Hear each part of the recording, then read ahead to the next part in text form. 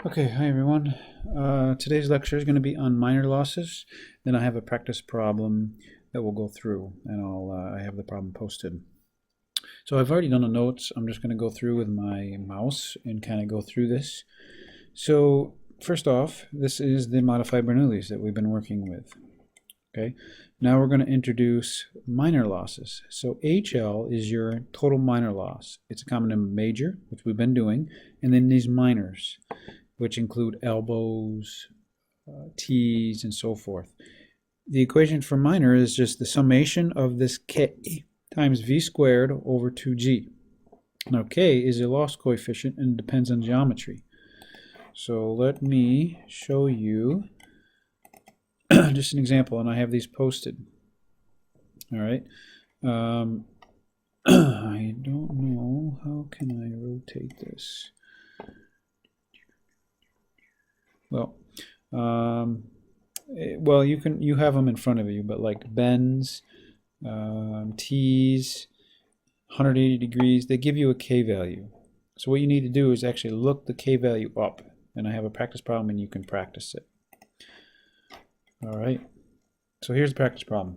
Basically, you have water here in a tank, you have a sharp entrance here, you have a globe valve, you have a pump, you have an elbow, you have a half open gate valve, and then you have a sharp exit, and it goes to this reservoir. We want to find the pumping horsepower required to get it from here to here.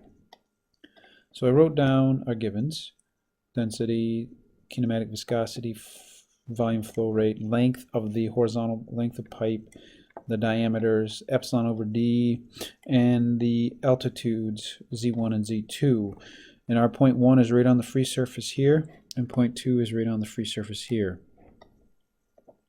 So first equation, I haven't given you this, but this is something new. The pumping power equation is right here.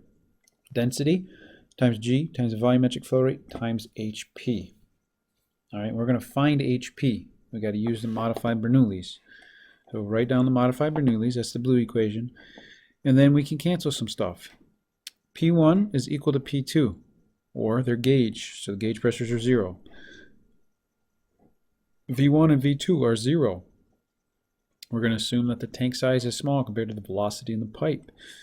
We know Z1, we're looking for HP. There's no turbine, we know there's losses, and we know there's a Z2.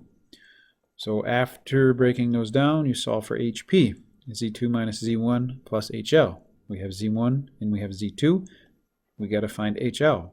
HL is, again, a combination of major and minor losses. Here's our major. Here's our minor. Okay, and I just rearranged it to make it easier for me. So we need to find the velocity. We know the volumetric flow rate. We know the area. We can solve for velocity. Now we want to find F. We got to find the Reynolds number. We know it's turbulent. We got to use the Moody chart. We find F to be 0.0216. Now we got to find the summation of K's for the losses. So sharp entrance, go to the tables. 0.5. Open globe valve, 6.9. 12-inch bend, 0.25. Half closed gate valve, 2.7. 90-degree elbow, 0.95, and a sharp exit, 1. You add them all up, it's 12.3. Plug it back into your HP equation. You get 184 feet for HP, and you plug it back into your pumping power, and you can get 4.2 horsepower. That's the power into the system. We'll talk about efficiencies the following week. But basically, really, the only thing I added is minor losses.